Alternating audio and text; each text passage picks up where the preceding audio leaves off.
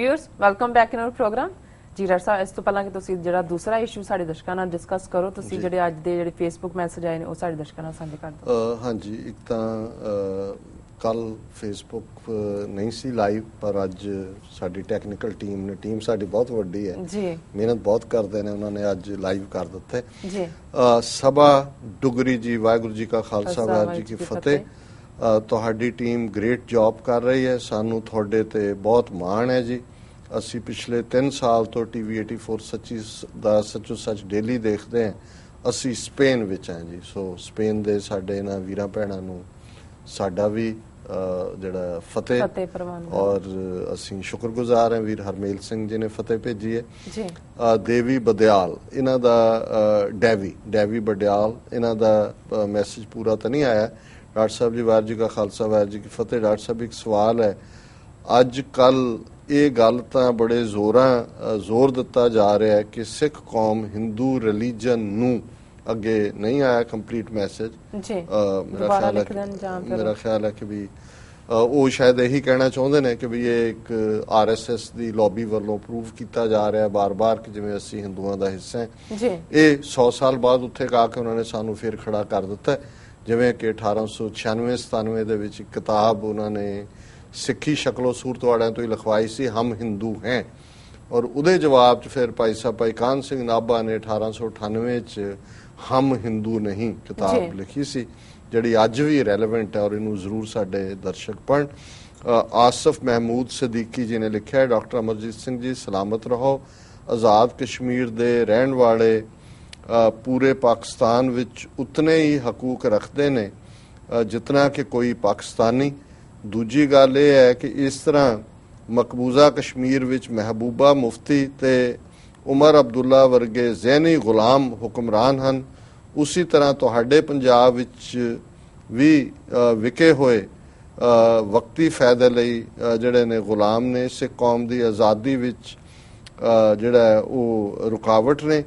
खालिस्तान जिंदाबाद। सो इन्हां दा आसिफ जी का बहुत बहुत शुक्रिया। विक्की मान जी ने फतेह भेजी है। चरणजीत सिंह मरवाहा औसम मतलब है कि बहुत चंगा प्रोग्राम। बिक्रमजीत सिंह लिखते हैं, वाहिगुरू जी का खालसा वाहिगुरू जी का फतेह, वाहिगुरू जी की फतेह।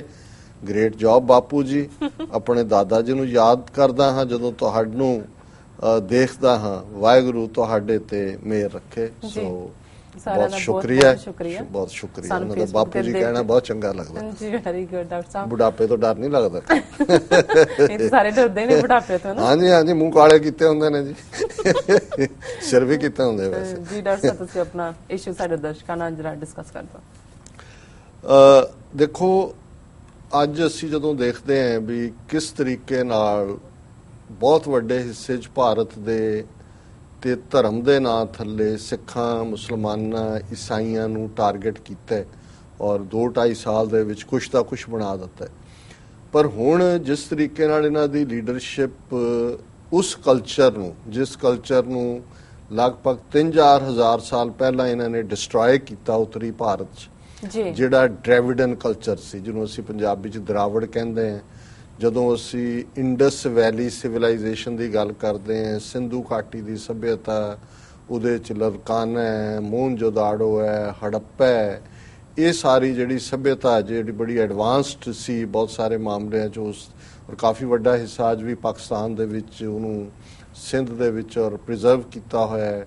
ਟੈਕਸ਼ਲਾ ਜਿਹੜਾ ਉਹ ਸਾਰੇ ਏਰੀਏ 'ਚ ਵੀ, ਰਾਵਲਪਿੰਡੀ ਬੈਲਟ 'ਚ ਵੀ ਉਹਨਾਂ ਦੇ ਜਿਹੜੇ ਨੇ ਜਦੋਂ ਆਰਕੀਓਲੋਜਿਸਟ ਕੱਢਦੇ ਨੇ ਕੁਛ ਨਾ ਕੁਛ ਚੀਜ਼ਾਂ ਨਿਕਲਦੀਆਂ ਰਹਿੰਦੀਆਂ ਨੇ ਜੀ।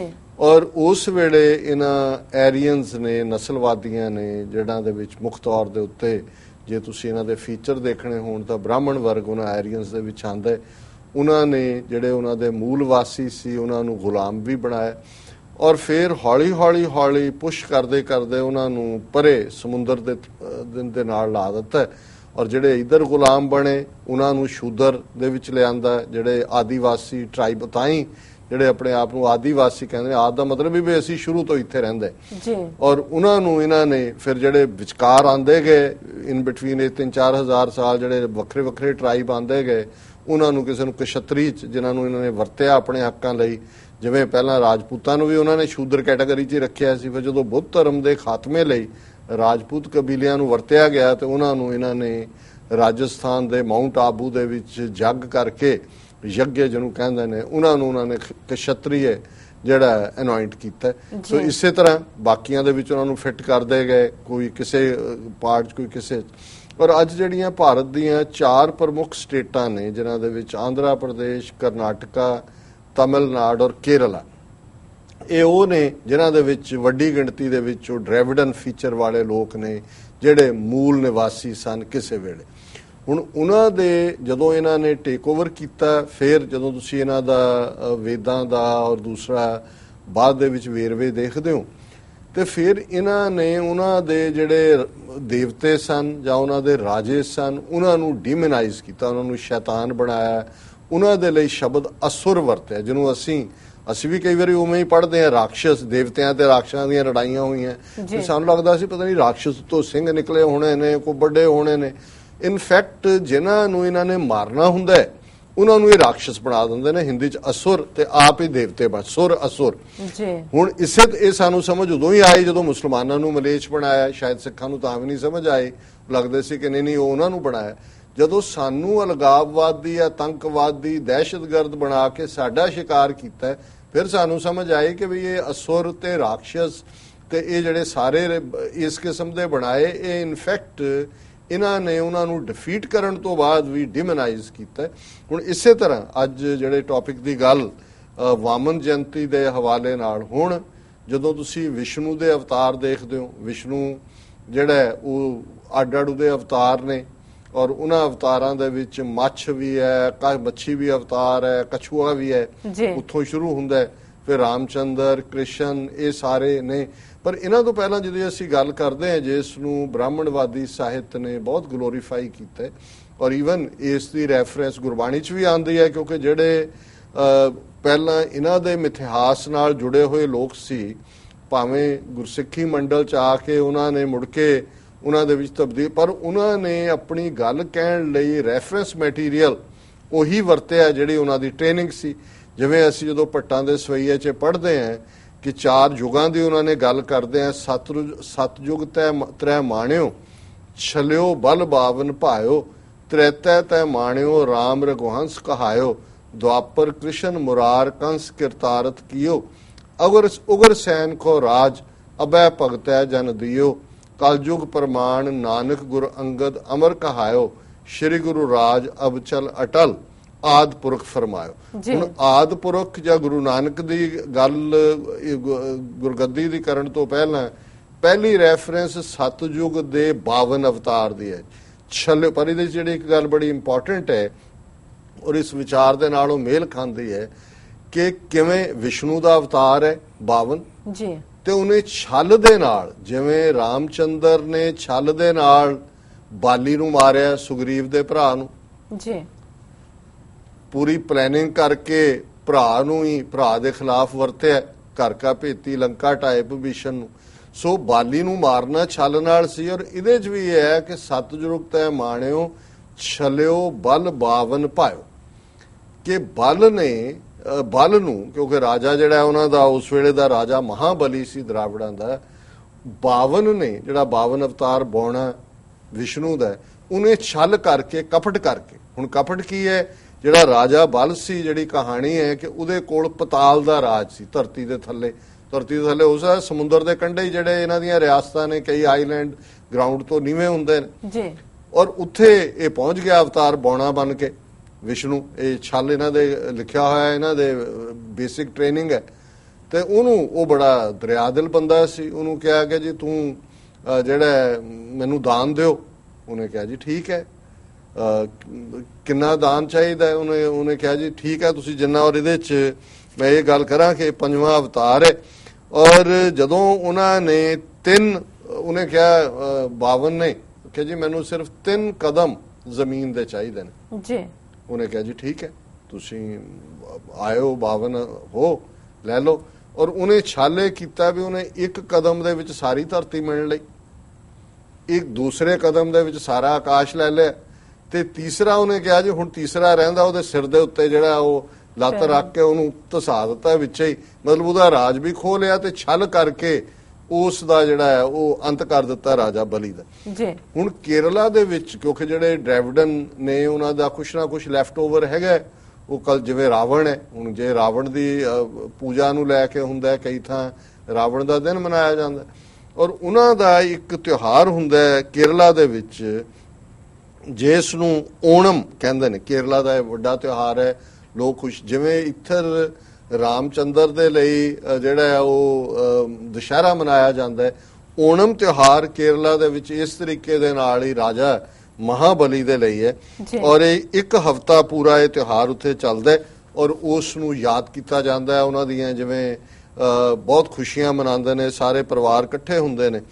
ਹੁਣ ਇੱਕ ਪਾਸੇ ਤਾਂ ਉਹਨਾਂ ਦੇ ਲਈ ਇਹ ਹੈ ਕਿ ਕਿਵੇਂ ਧੋਖਾ ਕੀਤਾ ਬਾਵਣ ਨੇ, ਔਰ ਅਮਿਤ ਸ਼ਾਹ ਮੈਂ ਇਹ ਕਹਿ ਰਿਹਾ ਵੀ ਹੁਣ ਕਿਵੇਂ ਕਲਚਰ ਡਿਸਟਰੋਏ ਕਰਨਾ ਚਾਹੁੰਦੇ ਨੇ ਦਰਾਵੜਾਂ ਦਾ ਜਿਹੜਾ ਲੈਫਟ ਓਵਰ ਵੀ ਹੈ। ਇਹਨੇ ਅਮਿਤ ਸ਼ਾਹ ਨੇ ਕੱਲ ਇਹ ਟਵੀਟ ਕੀਤਾ ਔਰ ਟਵੀਟ ਦੇ ਵਿੱਚ ਉਹਨੇ ਕਿਹਾ ਕਿ ਵੀ ਇਹ ਜਿਹੜਾ ਅਸੀਂ ਮੁਬਾਰਕਬਾਦ ਦਿੰਦੇ ਹਾਂ ਇਸ ਵਾਮਨ ਜਯੰਤੀ ਦੀਆਂ ਹਾਰਦਿਕ ਸ਼ੁਭ ਕਾਮਨਾਵਾਂ। ਹੁਣ ਇਹ ਦੱਸ ਰਿਹਾ ਉਹਨਾਂ ਦਰਾਵੜਾਂ ਨੂੰ ਵੀ ਕਿ ਵੀ ਇਹ ਤੁਹਾਡੇ ਓਣਮ ਜਿਹੜਾ ਤੁਸੀਂ ਮਨਾਉਂਦੇ ਹੋ ਇਹਦੇ ਲਈ ਨਹੀਂ, ਇਹ ਤਾਂ ਅਸੀਂ ਜਿਹੜਾ ਹੈ ਹੁਣ ਇਸ ਮੁਲਕ ਦੇ ਵਿੱਚ ਵਿਸ਼ਨੂੰ ਦੇ 5ਵੇਂ ਛਲੀਏ ਅਵਤਾਰ ਵਾਮਨ ਦੀ ਗੱਲ ਹੋਏਗੀ, ਔਰ ਇਸ ਦੇ ਉੱਤੇ ਜ਼ਾਹਰ ਹੈ ਕਿ ਜਿਹੜੇ ਉਹਨਾਂ ਦੇ ਥੋੜੇ ਬਹੁਤ ਇਸ ਗੇਮ ਨੂੰ ਸਮਝਦੇ ਨੇ ਉਹਨਾਂ ਨੇ ਇੱਕਦਮ ਰਿਐਕਟ ਕੀਤਾ, ਔਰ ਜਿਹੜੇ ਉਹਦੇ ਟਵਿੱਟਰ ਦੇ ਉੱਤੇ ਫਿਰ ਜਿਨ੍ਹਾਂ ਨੇ ਕਮੈਂਟ ਕੀਤੇ ਉਹਦੇ 'ਚ ਇਹ Amit Shah, your Vamana is a cheater.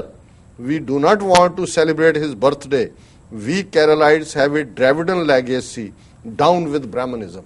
ਸੋ ਮਤਲਬ ਇਹ ਹੈ ਵੀ ਜਿਹੜੀ ਗੱਲ ਅਸੀਂ ਰਿਪੀਟਡਲੀ ਕਹਿ ਰਹੇ ਹਾਂ ਇਸ ਪ੍ਰੋਗਰਾਮ ਦੇ ਫਾਰਮੈਟ 4 ਸਾਲ ਤੋਂ ਇਹ ਸਾਹਮਣੇ ਆ ਰਹੀ ਹੈ। ਹੁਣ ਸਾਊਥ ਵਾਲਿਆਂ ਨੇ ਕਿਹਾ ਵੀ ਤੁਹਾਡੇ ਬ੍ਰਾਹਮਣਵਾਦ ਦਾ ਜਿਹੜਾ ਉਹ ਬਿਲਕੁਲ ਡਾਊਨ ਹੈ ਜੀ, ਮੁਰਦਾਬਾਦ, ਔਰ ਉਹਨੇ ਕਿਹਾ ਜੀ ਤੁਹਾਡਾ ਜਿਹੜਾ ਇਹ ਜਿਹਨੂੰ ਤੁਸੀਂ ਵਾਮਨ ਜਯੰਤੀ ਬਣਾਇਆ ਧੋਖੇਬਾਜ਼ ਸੀ।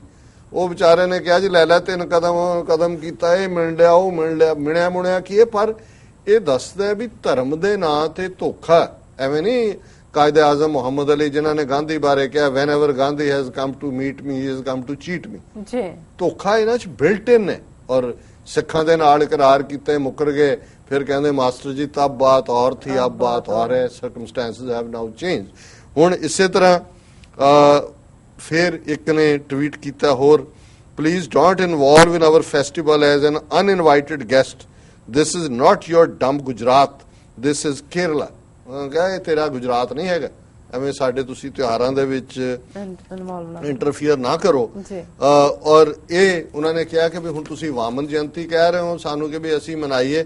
ਇੱਕ ਨੇ ਬੜਾ ਅੱਛਾ ਕਮੈਂਟ ਕੀਤਾ, ਉਹਨੇ ਕਹਾ ਮਲਿਆਲੀਜ਼, ਇਹ ਮਲਿਆਲੀ ਕੇਰਲਾ ਦੇ ਰਹਿਣ ਵਾਲੇ ਨੇ ਕਿਉਂਕਿ ਉਹਨਾਂ ਦੀ ਜ਼ੁਬਾਨ ਮਲਿਆਲਮ ਹੈ, Malayalis celebrating Vamana Jayanti would be like Chileans celebrating US Independence Day for destroying democracy in Chile. ਉਹ ਕਹਿੰਦਾ ਹੈ ਕਿ ਵੀ ਤੁਸੀਂ ਸਾਡਾ ਰਾਜ ਉਦੋਂ ਖੋਇਆ ਡ੍ਰੈਵਿਡਨਸ ਦਾ, ਤੇ ਹੁਣ ਤੁਸੀਂ ਜੇ ਸਾਨੂੰ ਕਹਿੰਦੇ ਹੋ ਵੀ ਵਾਮਨ ਜਯੰਤੀ ਦੀਆਂ ਸ਼ੁਭ ਕਾਮਨਾਵਾਂ, ਇਹ ਇਵੇਂ ਹੀ ਹੈ ਕਿ ਚਿਲੀ ਮੁਲਕ ਦੇ ਲੋਕ ਕਹਿਣ ਕਿ ਜੀ ਅਸੀਂ ਅਮਰੀਕਾ ਦਾ ਡੈਮੋਕ੍ਰੇਸੀ ਡੇ ਮਨਾਣਾ, ਔਰ ਜਿਹਨੇ ਕਿ ਖੁਦ ਡੈਮੋਕ੍ਰੇਸੀ ਡਿਸਟਰੋਏ ਕੀਤੇ ਹੋਏ।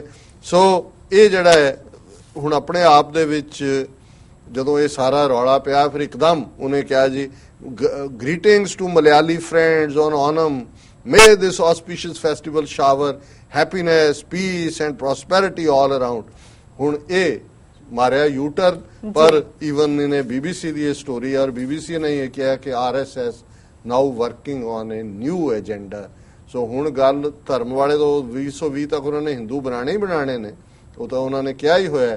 ਤੇ ਅਮਿਤ ਸ਼ਾਹ ਰਾਹੀਂ ਉਹਨਾਂ ਨੇ ਡ੍ਰੈਵਿਡਨਸ ਨੂੰ ਵੀ ਮੈਸੇਜ ਦਿੱਤਾ ਹੈ ਕਿ ਹੁਣ ਤੁਸੀਂ ਇੱਥੇ ਮਹਾਬਲੀ ਦਾ ਓਨਮ ਨਹੀਂ ਮਨਾਓਗੇ, ਇੱਥੇ ਤੁਸੀਂ ਜਿਹਨੇ ਸਾਡੇ ਛਲੀਏ ਨੇ ਤੁਹਾਡੇ ਮਹਾਬਲੀ ਦਾ ਰਾਜ ਡਿਸਟਰੋਏ ਕੀਤਾ ਸੀ, ਤੁਸੀਂ ਉਹਦੀ ਜਯੰਤੀ ਮਨਾਓਗੇ। ਸੋ ਇਹਨੂੰ ਕਹਿੰਦੇ ਨੇ ਭਾਰਤ ਮਾਤਾ ਕੀ ਜੈ ਹੋ। ਹਾਂਜੀ, ਔਰ ਇਹਨੂੰ ਕਹਿੰਦੇ ਨੇ ਕਿ ਵੀ ਹੋਰ ਕੀ ਕਹਿੰਦੇ ਨੇ, ਸਵਾਹਾ ਸਤਿਅਮੇਵ ਜਯਤੇ, ਸਤ ਦੀ ਜਿੱਤ। ਔਰ ਫਿਰ ਜੋ ਕੁਝ ਕਰ ਰਹੇ ਨੇ ਉਹਨੂੰ ਕਹਿੰਦੇ ਅਹਿੰਸਾ ਪਰਮੋ ਧਰਮ। ਇਹ ਹੈ ਜੀ ਡਾਕਟਰ ਸਾਹਿਬ, ਬਿਲਕੁਲ ਇੱਥੇ ਲੈਣੇ ਬ੍ਰੇਕ। ਵਿਊਅਰਸ ਤੁਸੀਂ ਸਾਨੂੰ ਇਸ ਤਰ੍ਹਾਂ ਬਣੇ ਰਹਿਣਾ, ਮਿਲਦੇ ਹਾਂ ਛੋਟੇ ਜਿਹੇ ਵਕਫੇ ਤੋਂ ਬਾਅਦ।